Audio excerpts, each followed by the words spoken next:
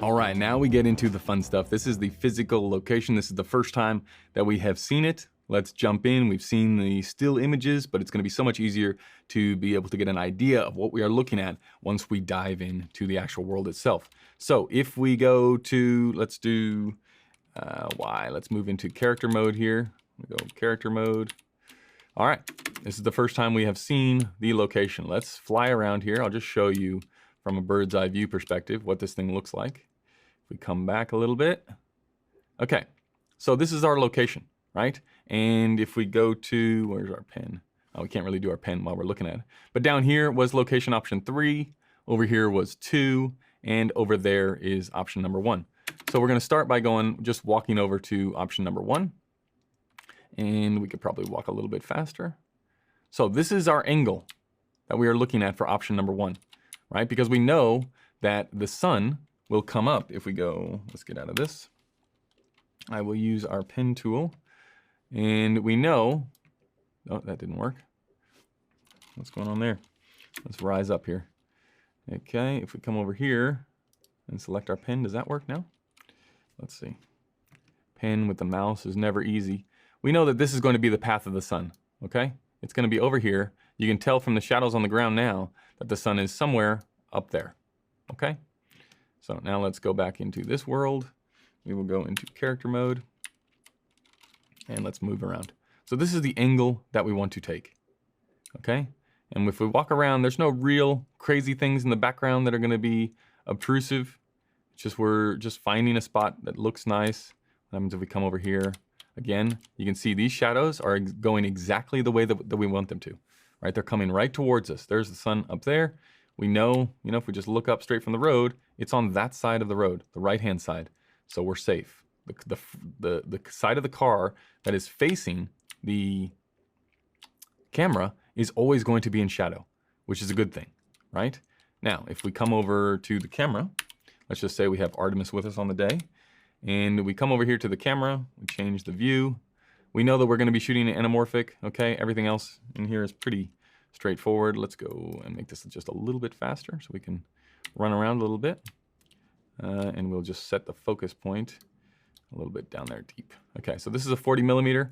Let's just go to a 35, so we can get a little bit of an idea. Okay, and if we just zoom around the world, we'll probably see that, okay, this is not a bad spot to, you've got road on the right-hand side over here. You've got a little bit of road there, so you can see it going off into the distance. That creates some depth. We've got this pole here, which is nice. And there's that one there. If we want to make less of this pole, we can go on a longer lens and come back. If we wanted to make less of that pole, we could be in here like that, or come along this way and just try and lose that pole a little bit. So we know we have options if we don't like the pole. But really, this is looking like a pretty good angle, right? And if we wanted to, if we drove our own car out there or something, or we've got the location manager with us and they want to go into their car and move it around, I would suggest use as many props as you can on the day to load up the image. Again, especially like right now, this looks like a good angle, right? This looks like probably the best angle. If I look at the backgrounds, like if we come over here, this is the area that is option 2. I think I like the other one better, just because it has 2 poles, which we can use. It doesn't have this cactus that is really close to the road. So all automatically, like we're already canceling out option 3 here. It doesn't look good at all, right? We're facing the wrong direction because it's gonna get bashed from sunlight in the morning this way.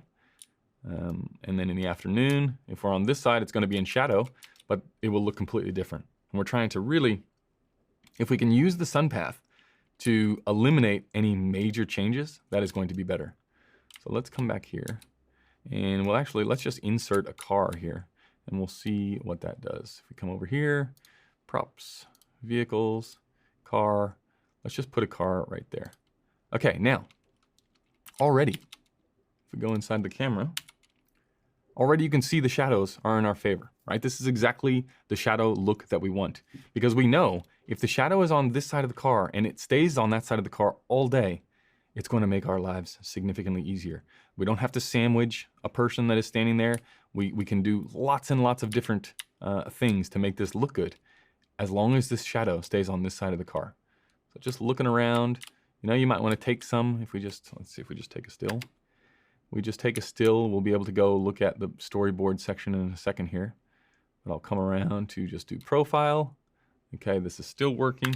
And at this point, you'd be getting out Sunseeker. You'd be looking up into the sky to make sure that Sunseeker is calibrated. And then you'd follow the path over here. Like, okay, so it rises up here at whatever, 8 o'clock in the morning, it's there. We can start shooting. Rises up, there it is at 2 o'clock or whatever time we're here. And it comes down somewhere over there, right?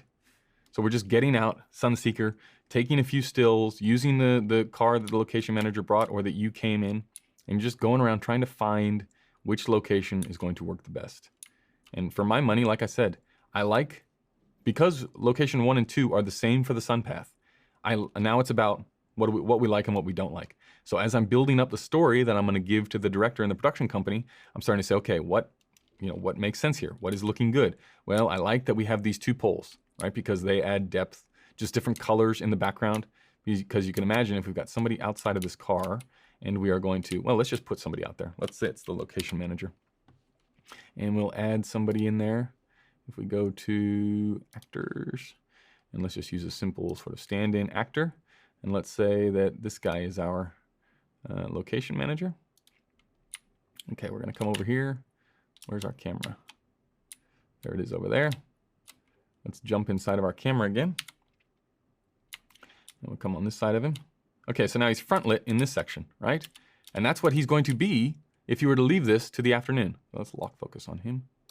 Okay, so now we know immediately, without even talking to anyone else about the schedule, that we're gonna wanna shoot this person, whoever's on this side of the conversation, we're gonna wanna shoot their angle first when the sun is still somewhere back there. Because if we let it get around to here, we are in a whole heap of trouble. We've got hot car, we've got hot background to deal with. So already, let's slow that down a little bit so I can do a little bit more minute adjustments. Okay, so already we know the angle. Still, this angle works for the shadow because we know if we come around to the other side now, let's go a little bit faster.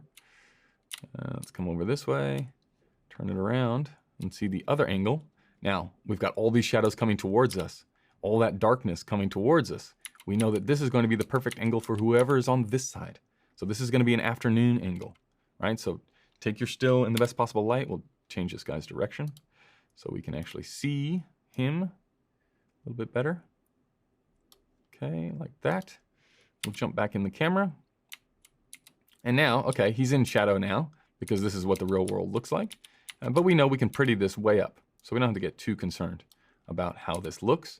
But you see already, see that little tiny glow on the top of his head and this little tiny edge down his face? And look how dark the car is to camera. We don't really have to compete with any of that. And if we're afraid of, well, maybe the roof, maybe the hood is getting a little bit hot, we can lower down, we can rise up, we can just go a tighter lens. Let's see if we scroll slightly tighter. You know, inside of Artemis, you can do all this stuff. Then take your image for your storyboard. And we're laughing, right? And then to check that stuff, if we pop out of here, let's go to F and we'll go to B.